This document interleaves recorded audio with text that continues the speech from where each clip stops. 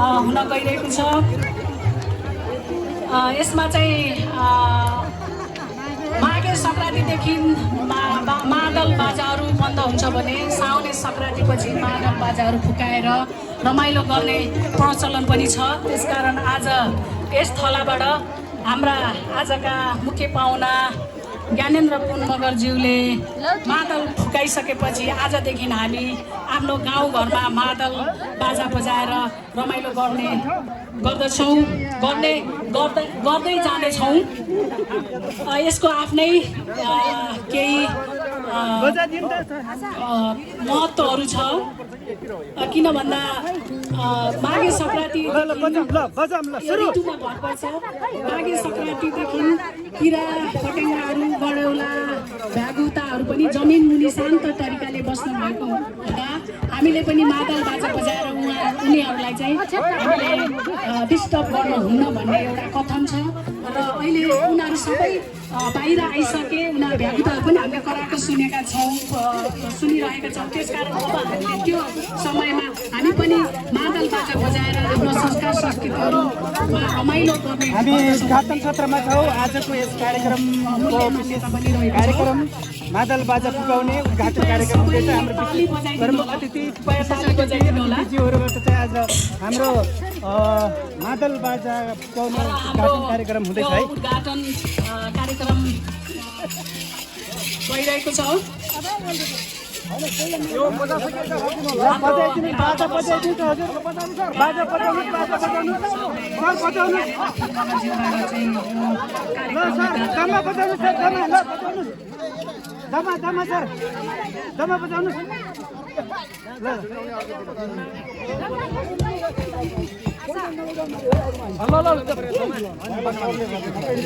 यसमा हामीले विविध हाम्रा आजको दिनमा पितृहरूलाई सम्झेर भूमिलाई सम्झेर विभिन्न हाम्रा कुराहरूलाई सम्झेर यो ध्वजा हाम्रो रातो सेतो ध्वजा ले हामीले अरू बेलामा पनि हाम्रो संस्कारका कुराहरूमा पनि रातो सेतो ध्वजा हाम्रो चढ्ने हुन्छ र त्यही बाँधेर उद्घाटन गरिरहनु भएको छ।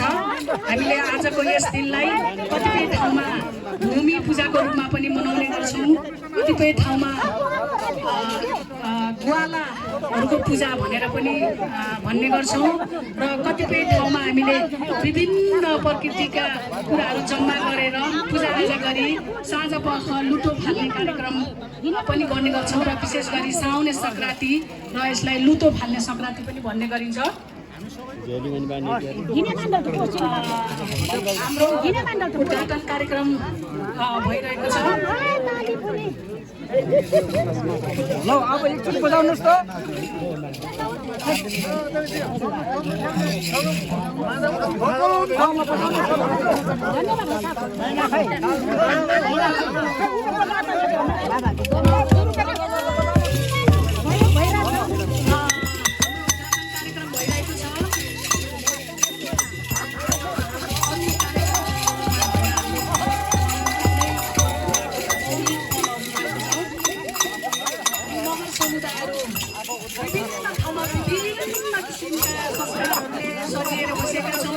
हामीमा विविधता छ र विविधता हुँदै पनि हामीमा एकता पनि छ।